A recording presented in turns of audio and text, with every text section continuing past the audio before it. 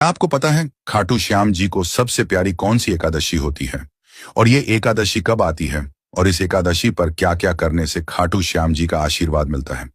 अगर आप हमारी वीडियो पहली बार देख रहे हैं तो आपको बाबा श्याम की कसम है, एक फॉलो जरूर कर ले और फॉलो वो ही करेगा जिसे खाटू श्याम जी पर विश्वास होगा।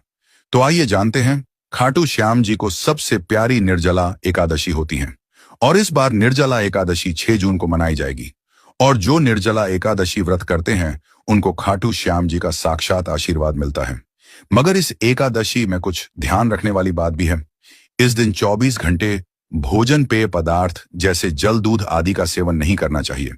अगर कोई व्यक्ति बीमार या किसी अन्य प्रकार के रोग से पीड़ित है तो वो शाम के वक्त जल का सेवन कर सकता है। साल में सबसे बड़ी यही एकादशी होती है। सारी एकादशी का फल इस एक एकादशी का व्रत करने से ही प्राप्त हो जाता है।